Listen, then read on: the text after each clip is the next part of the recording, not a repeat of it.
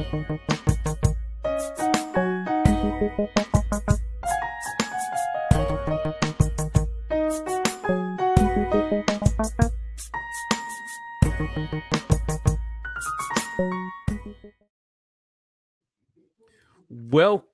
Bison Nation, to the Bison Brothers Basketball Podcast. My name is Chip Washington, your self-appointed Bison Hoops fanatic.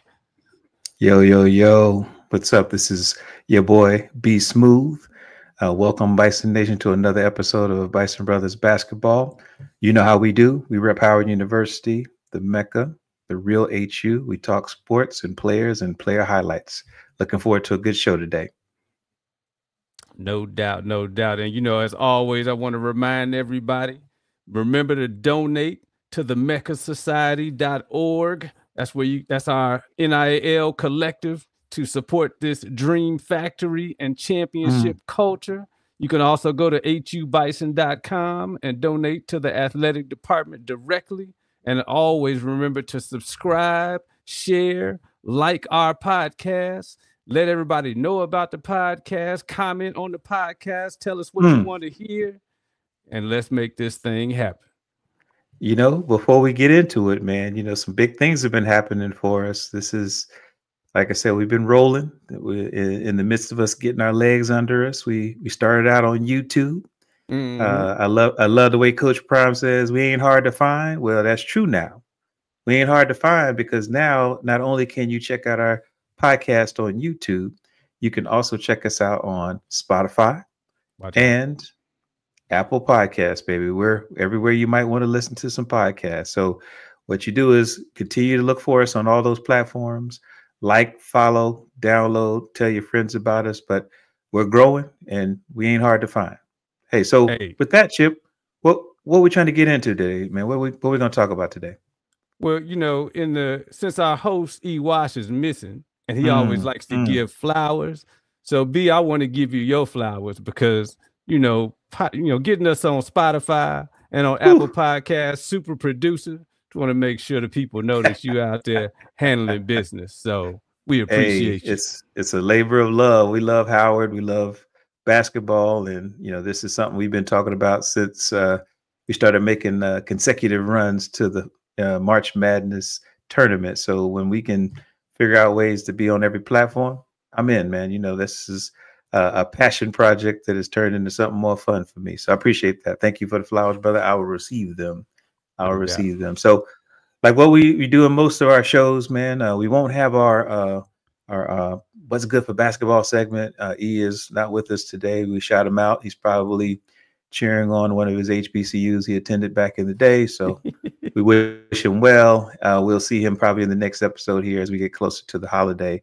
But what we'll do is in our next segment, we'll do a recap of our men's and women's games. We're going to start with the women this time because I think as we get into it, Coach Ty Grace continues to keep something cooking in the lab. There were some things we're going to jump into there. And then we're going to talk about our guys. I know we had a really good win the other night, managed to eclipse the century mark. So we're going to talk a little bit about what we may have gleaned from that. And then we'll wrap up with some looking ahead. We want to do our over and under reactions. That's our fun way we get to know how much we can dream ahead and hopefully how right we may be, or maybe how wrong, depending on how the coaches want to listen to this sage advice that we're given every week.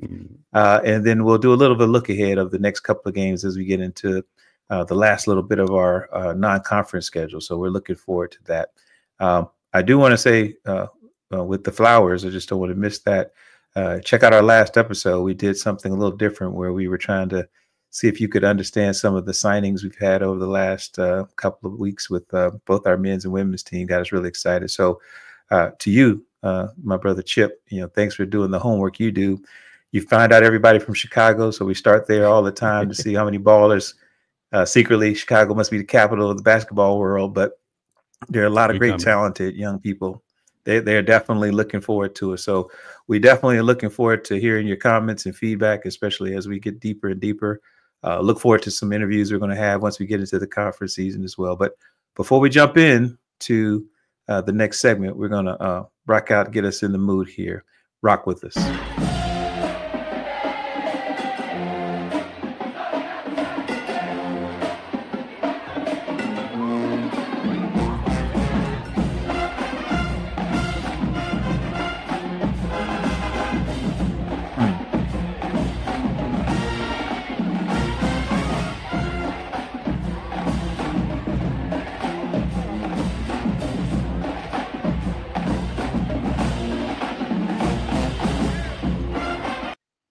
Hey, hey, Yeah. it gets me every time. It gets me No every doubt. time. It gets me every time. So welcome to the recap. We like to make sure we keep the tradition going. We've been paying attention to every game we can watch, listen to, read about, just so that we can keep you up to speed on seeing the world not only through the eyes of a couple of alums, but also some couple of fans. So today we're going to start off with our women. So Chip, why don't you kick us off a little bit, man? See what you saw with Coach Ty Grayson, the championship culture, the dog mentality. What did we learn from the ladies this week? So this is what I think we learned from the ladies. We're going to start with the Seton Hall game.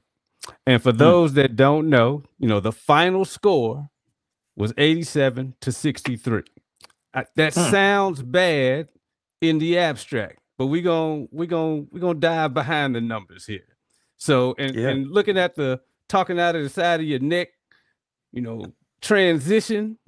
So when the game started, the announcers for Seton Hall were talking out of the side of their neck. We got up on a 16-8 lead.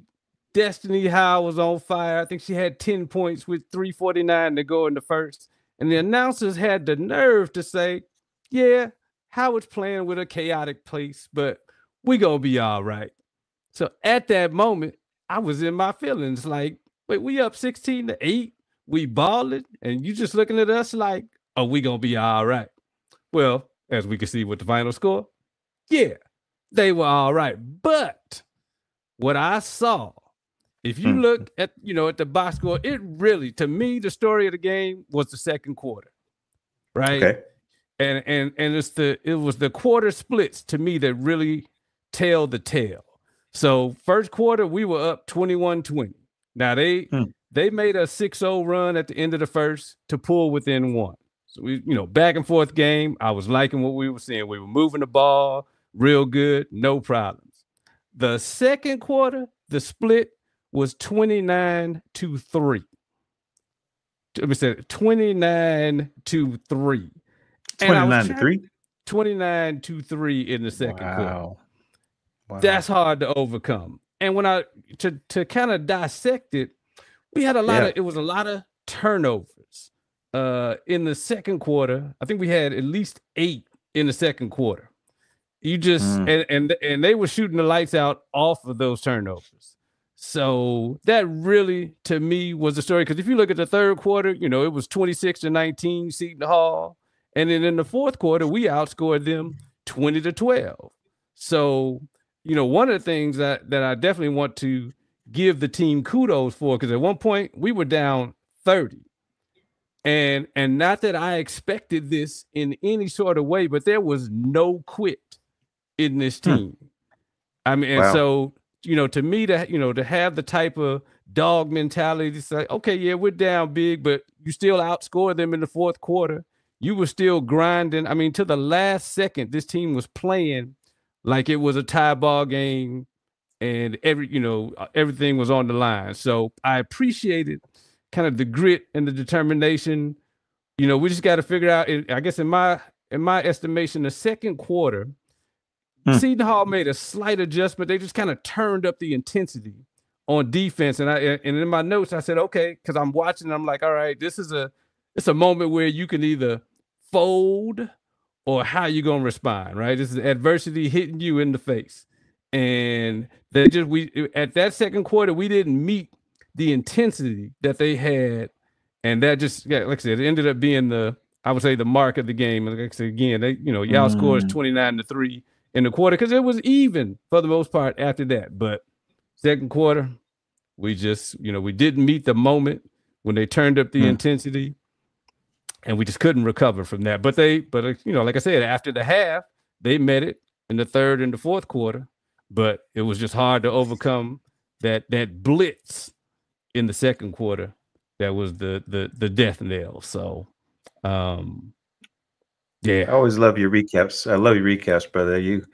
I can swear you go to every game in person, because I can feel every dribble, every turnover just felt like it hurt. I do want to shout out, in the midst of that valiant effort, we did see some kind of bright spots, right? So Zaniya Thomas Shout out to Cleveland, Ohio. Put in a career high 25 points and grabbed 15 boards. Right, first double of the season. We talked about it before. We need to see more scoring outside of our number one scorer, Destiny Howell. So she got a little help from Miss Thomas as well. Our crowd favorite, Miss King, our freshman sensation, rookie of the week 3 times running, continues to show up and finish with 5 assists and 12 points. And so it does seem that, to match what you shared already, we had a few bright spots, but I know it seemed like once we got past those 3, the shooting got a little tougher. It looks like things got locked down in a way where we weren't able to find scoring in other places. And I'm a little disappointed because I keep following Miss Kaya Creek. She was one of my over under reactions early in the season. I thought she was going to be able to continue to shine out. She's our second leading scorer, but she was held scoreless in the game, and that puts a tough one out there if we can't get scoring in every place. So, yeah, I agree with you. The fight's always there. I think knowing we're going to be competitive, I don't expect there to be anything different. I think there are points, as you pointed out, where if somebody figures out how to scout us and maybe how to stop some things that are working and we're not able to fall into our second or third, kind of ways of going at things, it'll make it tough. But, the score is probably not indicative of some of the effort. So I appreciate your recap, man. I was excited about it because every time they play, it feels like we learn a little bit more about the team we're going to see in a few weeks when we start conference play. And I know you've been doing some scouting on some of our other MEAC opponents. So as we get closer to the season, maybe we can start thinking about how we're going to match up with some of the folks we've been watching that have been taking their shots and trying to play against higher competition as well. So yeah, good job. I know we know that you made some over/under bets that are not panning out. So we'll let you work on that for under reaction. Just think about that because you have some math that's not mathing right now, but we'll figure it out. That's all right. And before we leave the Seton Hall game, I want to shout out Bison Nation because the fan base traveled pretty well. And it was good to see. It's good to see our fans out there. Matter of fact, shout out to one of our trustees. I saw him with his big afro, Mr. Chris Washington was out there. Shout out to the legendary Chris legendary. Washington. So now we had a nice crowd. So that's one of the things that we kind of always stress here is it's not only supporting with the money, but supporting with butts and seats, as you like to say. So kudos, butts and seats. Yeah, kudos to Bison Nation for traveling down there to Seton Hall to represent. Yeah, they and Seton Hall, I don't want to leave them either because they had really good balanced scoring. And so, I think that's something we just got to keep in mind, that what we're looking for is what some teams are doing to us, where, I think they had 6 players in double figures. That's a tough out no matter what. So, as long as we continue to figure out how to get all of the scoring we can, maybe that's, our formula as well. When we get a few more people scoring, it may give us some more flexibility to compete all the way to the end, right? So this is good. This is absolutely good. So switch gears, man. We had another game. I think we played a few days later there and got a chance to play Hofstra up in the New York area, right? No doubt. Now, of course, this was a lot closer game, and it was. And really, when you talk about the math that I had, I needed this one because this put me over. It's put me over my 4-loss limit, but it's gonna be all right. But clearly this was a much more competitive game. And to your point from the last episode, I actually was paying more attention to the defense. I remember you kind of noted that that was a strength of ours. So I really kind of wanted to focus, and I definitely noticed that our team defense was definitely top notch. And I think our length, I won't say we underestimated, but like I said, for me paying attention to the defense, I could see where our length was a problem for Hofstra, because we could get hands in passing lanes. It was hard to shoot over us.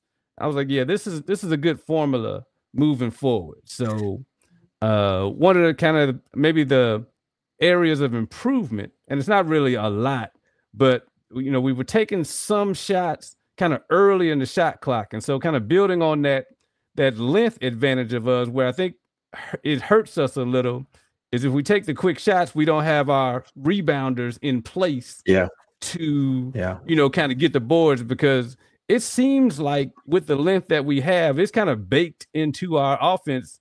We excel with the putbacks, the rebounds and going back up. Like, we have that in our bag. And so if you take a shot too early in the shot clock, sometimes our people aren't in place. And so I kind of saw that a little bit in the Hofstra game. And so, my recommendation, right? Because I know the players are listening to us, coach is listening to us. Just look into the camera.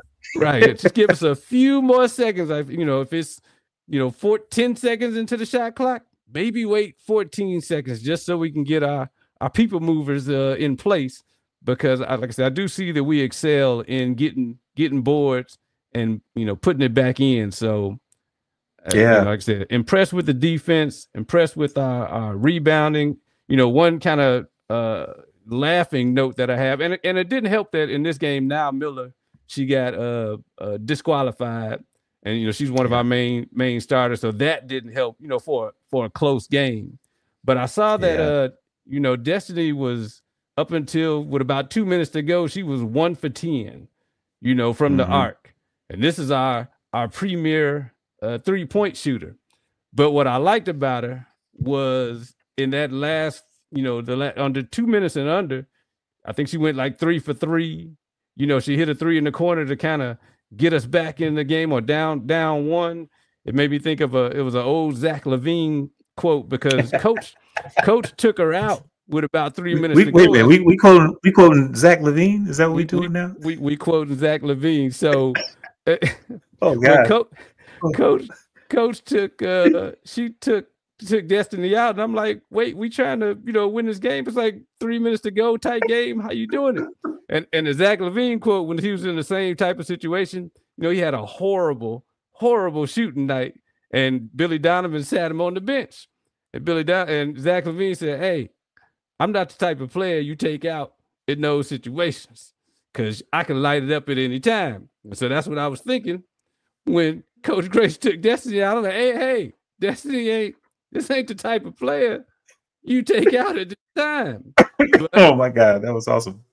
But the greatness of Coach Grace, when Destiny came back in, she was, got straight and got us in a position to win the game. So it was a daring move by Coach Grace to take Destiny out at that point of the game, because I was definitely, I had the wide-eyed look like, no, don't take her out.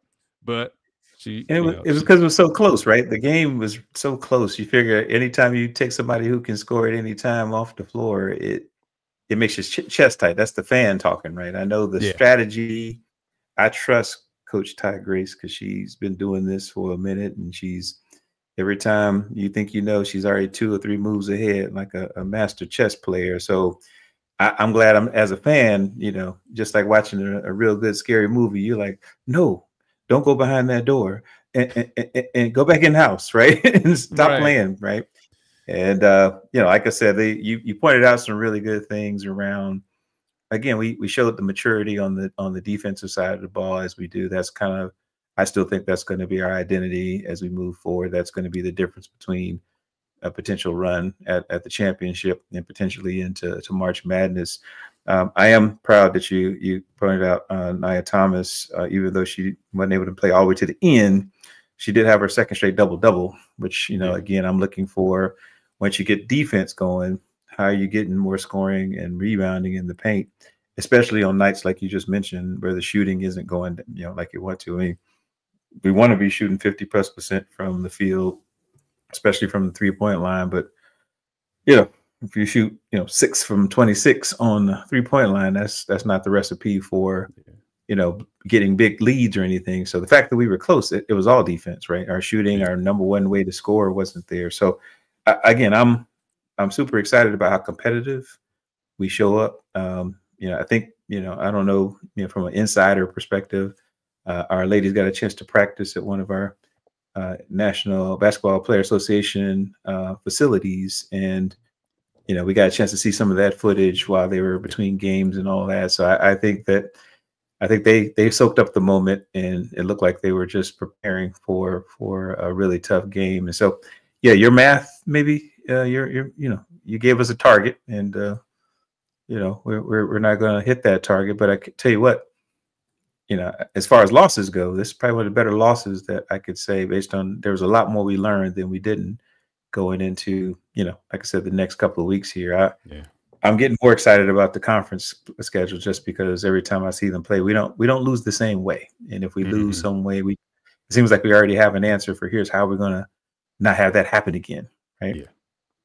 Yeah. Your girl, Zaniya King, boy, she throws me off because, she imprints the game. She may not score all the time. She scored like 2 points, but she plays the full 40 minutes, and you can tell, and we've talked about this before, just overall, it feels better when you have a legitimate point guard that can handle most situations, even if they're new to the team. It changes the whole outlook. So it feels like you can compete if you got a point guard that's absolutely in the game. So I don't know. I was excited, man. Two L's back to back was tough, but I'm excited. And what I'm looking for, to your point, is kind of who is going to be that third consistent scorer. Because like you said, Creek, I thought it was going to be her. I'm still kind of looking at Tiana Walker. I feel like somebody now Zaniya, on the inside, I'm like I said, two double doubles back to back. So I'm confident in her ability on the inside, but I think we need one more kind of outside shooting threat. And so I'm hoping that, like I say, either Creek or maybe Walker, somebody kind of steps up and becomes kind of that third, I would say, in addition to King and Destiny Howell, just get that third outside threat. Doesn't even have to necessarily be 3-point threat, but just a third kind of outside shooter, I think will really kind of move us to the next level as we move kind of forward into the season. So I'm right there with you, bro. It's I think there's a few people trying to be the third and potentially even fourth scorer, where if we can, get maybe 3 to 4 people in double figures, that gives us the balance. I do think that the shot selection may have something to do with that, where if we can run some action to get the low post people going early, and then kind of fill in the mid range, and then open up that 3-point line. I see that as one of the identities that we have to have. But we got the size, like you said. If we can kind of activate them to score, in addition to all the rebounds, we start to pull. I think that's the answer to your point. I don't know who it'll be. I think it'll be fun. I would like to not have it be the same person all the time, because it means that you can't plan for us. That means that, hey, you stick one person, you got to figure out these other 3. And as far as I know, it's still 5-on-5, so you can't stick everybody. No doubt. So that's cool. That's cool. Hey, so the ladies keep impressing. I'm actually super impressed with the ability for us to continue to learn and play games close together. So we're getting a lot of good reps and building some stamina going into the last couple of weeks here. So we'll come back to them in a minute. We're going to talk about some opportunities they have in the next game or two. We'll get that in the next block here. But let's switch gears. Let's talk about our fellas, because they actually had some couple of games as well. I know the name we're going to hear a lot is our friend of the program, Blake Harper. He is playing as though he's been here before as a freshman. He seems like he's been playing at this level for a while. So why don't you kick us off? Because this game that we want to start with, the one we were looking forward to, the one we circled on the calendar early right after the Kansas game that kicked us off for the year. We said, we're looking at what's going on with this Cincinnati game. And if I remember correctly, this is where you said, I've been watching them, and I think we can beat them because we match up well with these guys. Am I wrong there? Were you telling me that at the beginning? I was telling you that, and that was, of course, with Bryce Harris. Yes, being the lineup. Shout out to Bryce. Shout out to Bryce. So how did it turn out then, my brother? We we struggled this one. Did we get what we were looking for? Well, kind of. And so Oh, here's I like this. I'll start with the bright spots, right? So Yes, I'm let's get the bright spot. continuing to be impressed by Joshua Strong's 3-point shooting. Yeah, you know, it was another game where I saw him a couple of times pull up on a fast break with the 3. We didn't see that last year from Joshua Strong. So that if that's going to continue, that's going to bode well for us down the line. And, you know, even Big Dom early on in that first half was playing big. So Dom, again, appreciate that, right? He there was one play I just kind of noted. He's, you know, got the slam on one end, ran down on defense, and then drew a charge. I was like, yes, Dom, that's what I'm talking about right there. Play big. Play big. So that was the bright spots. The not so bright spots. Second half, so I think we were down 4 heading into the second half. I was feeling good. Really strong first half. Yes, I was feeling good, and then boom, 3 straight possessions, 3 straight turnovers, and just like that, we were down 10. And in my eyes, like the turnovers, unlike the ladies in the Seton Hall game, the turnovers to me weren't inspired by Cincinnati's defense. It was a lot of just bad passes. You know, like people trying to kind of feed passes in tight spaces. And Cincinnati took advantage of that. You know, like I said, we were started down 4, and then you blinked, we were down 10, and it's like they just kept lighting it up. It's just like, man. So, you know, and I remember pre-show, I kind of wanted to ask you, like how do you fix that? Is that, you know, like, but like I said, because it wasn't, oh man, hey, they started pressing and this, that, and the other. It was some the passes that just did not need to happen. And, you know, we can't have them type of turnovers against a quality team like that. So how do we, how do you fix that? What's you know, it's you know, I'm only laughing because, you know, we've talked about this before, and I think that the word telegraph comes to mind, where sometimes when we're practicing or we're running through our actions and stuff like that, and you know, and I've seen it consistently. So this is something that I think we have to address, is that we never can really replicate, you know, the speed and the agility of some of the ranked competition that we play. So there's a notable difference between, you know, if you're playing against, you know, the front line that we were going against, and some of the guys who just, again, they had, you know, and they could jump out the gym and they can get to passes. They can, and they play the angles, right? So sometimes when you're not used to somebody who can sit, you know, this is that mathematical stuff. If they sit in your angle, no matter how much you think you're, you know, over exaggerating and maybe get them off the spot, they know where the ball is going to go because they've been watching film. And so I know some of it is we probably have to consider, you know, and this is where we have to watch out for our foul trouble, but we need some actions where we have to create some space. You know, so if my friend Dom can run a set of pick, right? Not one of those, like, I'm just standing here, but like, you got to run action off so they can't sit in the lane. You got to create space by making sure that people are rubbing, you know, almost against, you know, shoulder to shoulder as they're getting open, and people got to fight through that, but it may not always, you know, stop the people going, but it makes them, they can't sit in the lane. So right now we don't do that. And therefore it's easy for us to have the ball stolen if we are just seemingly careless. And I watch it closely because it's not like we are trying to throw it away, but I think we just don't imagine that people can get to the ball as fast as they do. So, you know, when we play against teams that are kind of more like on our athletic level or even below, like we're going to talk about in a little bit, you know, they're not able to get to those same passes. So it gives us some level of comfort that we know we're not playing against that level of competition all the time.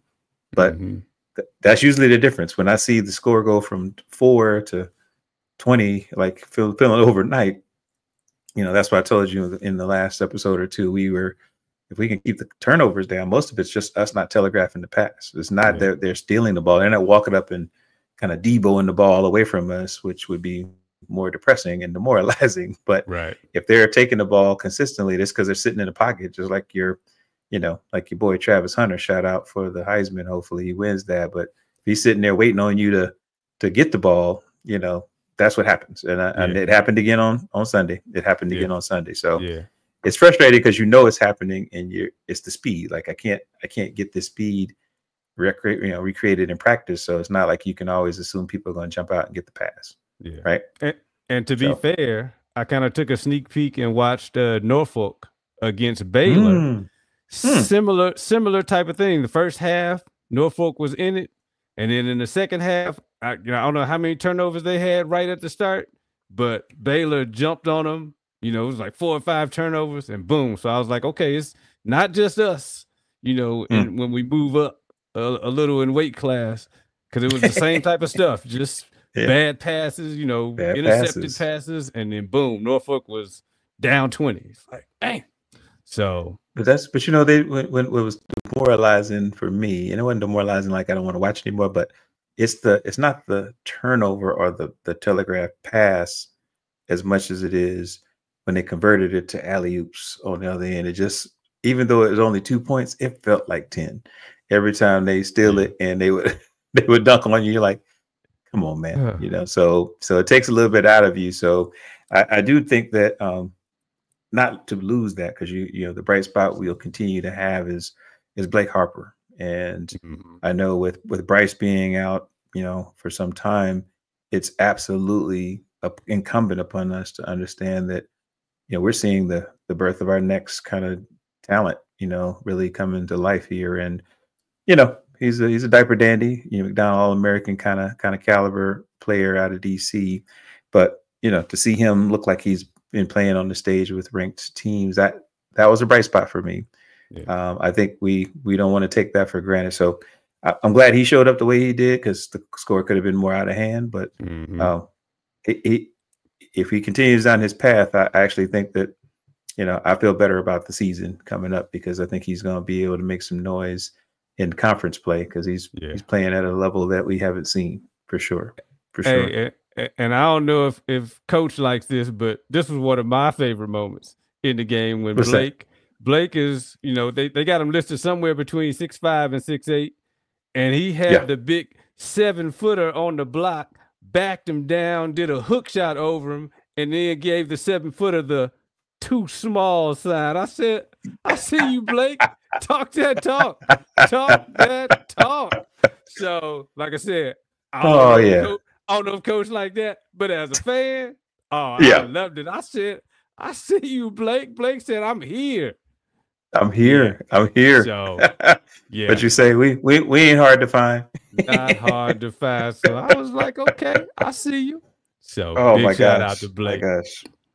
Yeah. And shout out to Marcus, Dockery, and like you said, Joshua. I think we're starting to see balanced scoring from inside and out. So that's our learning, right? Even when we go against these teams that maybe jumping passes and stealing things, that's what we're learning in terms of we just have to play at a different speed and more protective of the ball.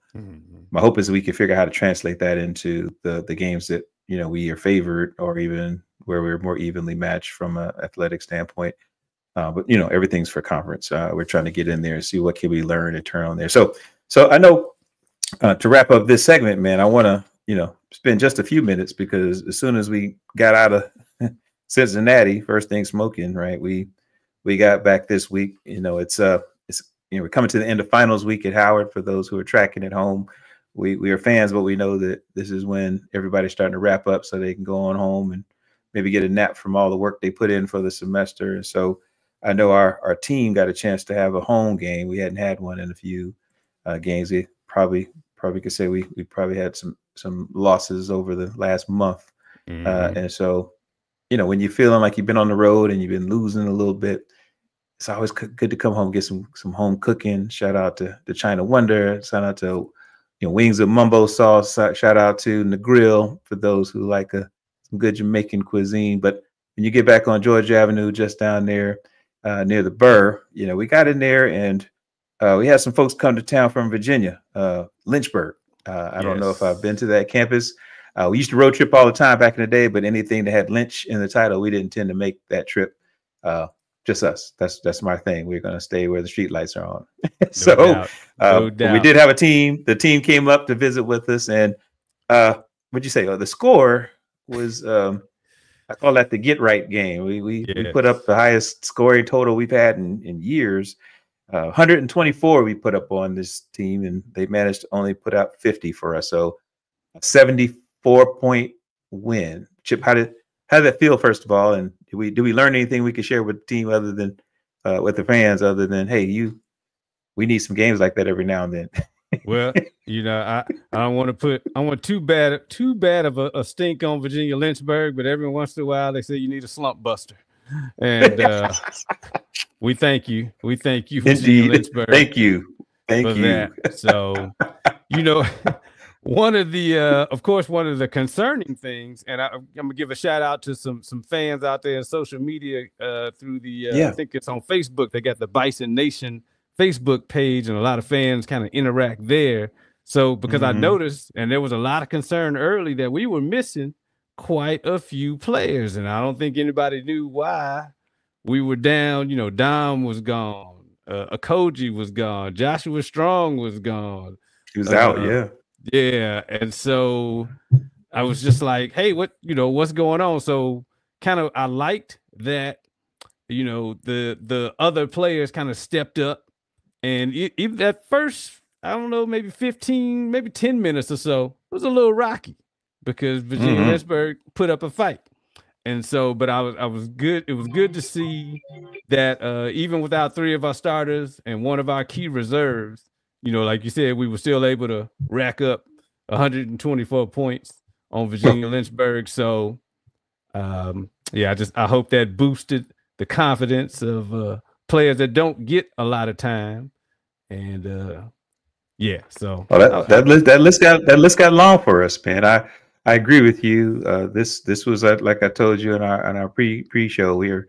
This was the get right game, because with all the L's that seemed to compound over the last couple of weeks, the close ones, the not so close ones, the close to the very end, and then some of the blowouts or whatever. It's good to have a game where I think we cleared the bench. I think almost everybody got to play. I think I saw a few folks that never get out of their warm up, so this was really good to see.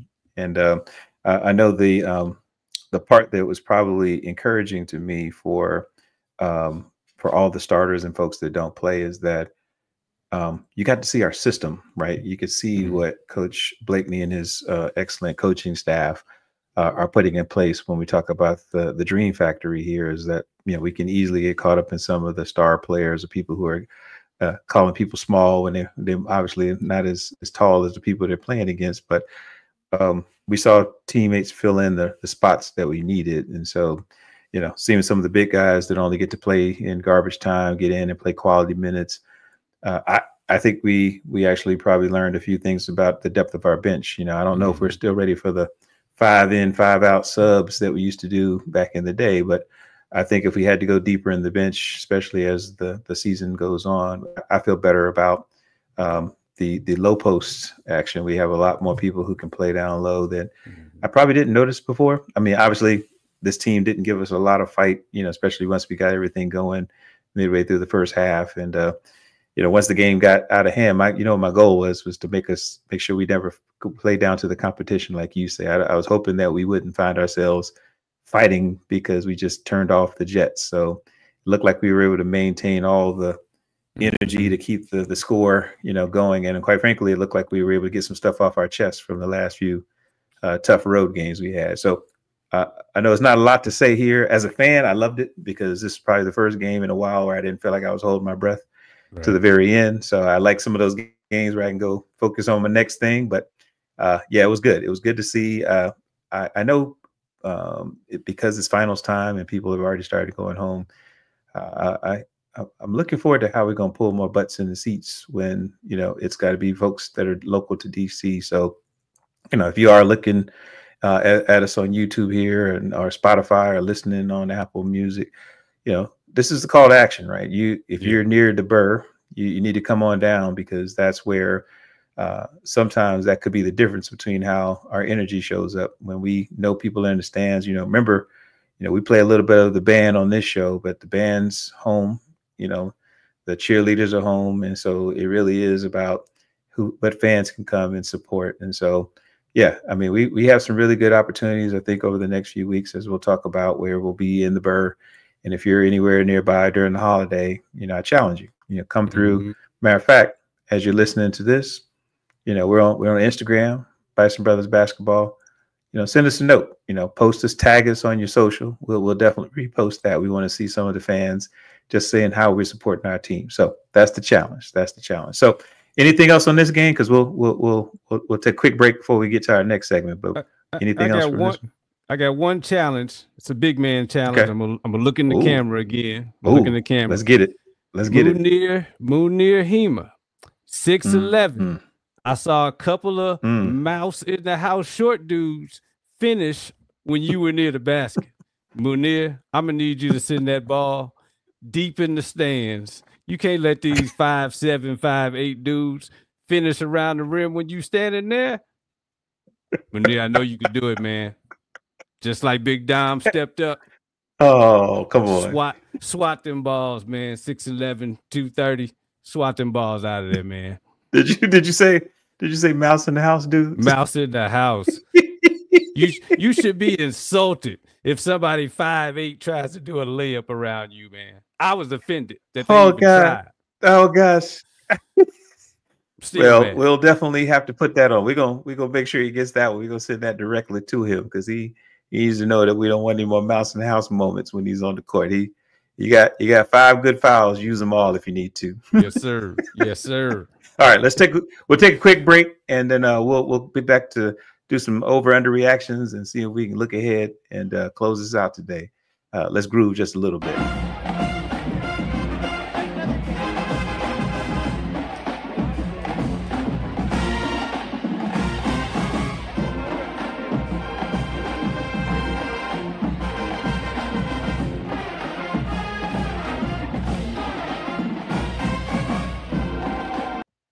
Hey, talking out the side of your neck. Bump up. Hey, welcome back to Bison Brothers Basketball. I'm B Smooth with my man Chip Washington, self-appointed biggest fan of basketball at Howard University has ever known. Yes, sir. You guys don't understand. You don't understand. We are here for the fans and to get more fans to join Bison Nation.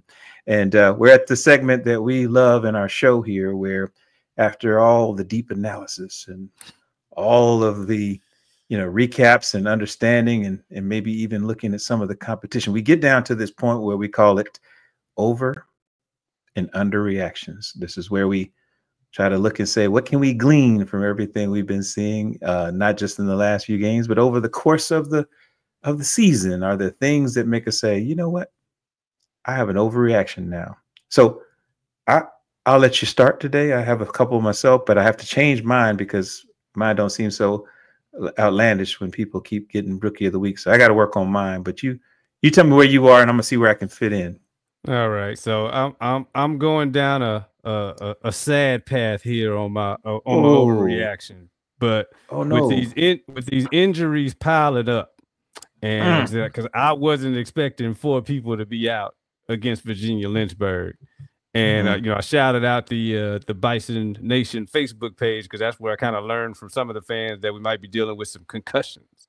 And so my overreaction is this might be lasting for longer than I wanted to last. And we got some tough games coming up. So I'm thinking Bison Nation, we're gonna have to hold tight. This might be rough sailing with the injuries. Yeah. So, but again, I hope everybody proves me wrong. But that's my, you know, as the fan overreaction, I'm like, oh, this ain't gonna be good with these injuries. So we want everybody to heal up, get well. Your health is your wealth. So we want to make sure everybody's okay. But that, just from a fan perspective, my overreaction is like, it's my head and my hands. Like, oh, these injuries they're gonna be the death knell. So you know what? I like that, brother. That sounds like you're taking every report. I didn't think you took the MASH or the health reports into consideration with some of your prognostication, but I do appreciate you saying we need to, health is the first priority. So we just need to stay in it and make sure we play healthy.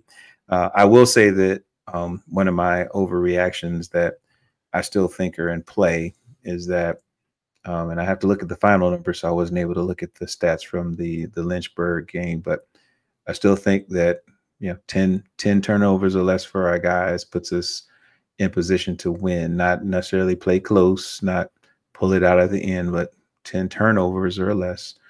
That's going to be our formula for winning a lot of games, non-conference as well as conference games, because that's going to be a difference for us. So I think that's the case. I think my underreaction, real quick, because again, I told you I'm really proud of how the ladies continue to kind of establish their identity as a defense first team, and then kind of offense. There is that the number's 4, right? My underreactions were close. So if we just had 4 double-digit scores, that's our winning formula, because we play defense and we rebound. But if we just had 4 double-digit scores, that's the formula that I'm seeing. Coach Ty Grace can let me know if I'm not really where she wants to be, but if that's what I'm seeing, if we got 4 consistent double-digit scores, Destiny and three others, we could probably see ourselves, winning games that they're always in reach for us. We just got to have more scoring. So that's my underreaction. What about you, sir? I guess the underreaction will be kind of a continuation, at least on the men's side of the point I made not too long ago. Is I think our reserves, or some of the players that don't get as much time, are going to step up, and show some growth that by the time we get to conference play, that hard work is going to pay off. With a deeper bench production. So okay. So bonus one for you, because something that hasn't happened sounds like yet in the season is that Blake Harper has managed to get a 30-point triple-double the other night against Lynchburg, and so apparently he's the first NCAA Division I player to do that this year. I won't put that kind of pressure on him because he's still learning. But as far as triple doubles are concerned, what's your over under? Do you have him getting another one? Is this it? Oh no! Give me. Oh no! Think about oh it. no! Think, Oh no! I need Let me see. I'm scrolling the schedule here. I say, yeah, we got at least 3 more. At least 3 more triple doubles. Wow. At least 3 more triple doubles. All right, you fans, you heard it here first. and I can hear Ewash, even though he's not here. I'm not gonna call out the games where I think the triple doubles are gonna happen, so I won't give any bulletin board material. Okay. So don't do that. Don't do that. Ewash doesn't have to throw me under the bus, again. Right. So back it up. Beep beep beep beep. But like I said, I'm scrolling the schedule. I'm looking right now. I see 3 more triple doubles coming from my man Blake Harper.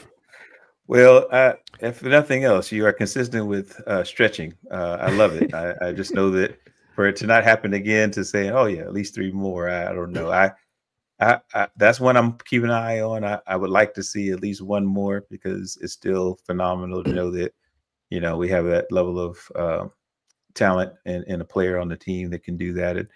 You're right. We have a set of teams that we're going to face that are going to try to see how they can stop whatever he can do. But because he can pass and he can rebound, and he's going to have an impact on pretty much any game we're playing in, we just got to keep him healthy like all the other players. But yeah, that's exciting, bro. That's exciting. I think as we're rounding out the non-conference schedule, some of these over and under reactions are going to be interesting on how we pivot into the conference play. So this is perfect. So it's perfect. So let's look ahead real quick. I know that we got a few games coming up. That's first for the ladies. I know they're playing.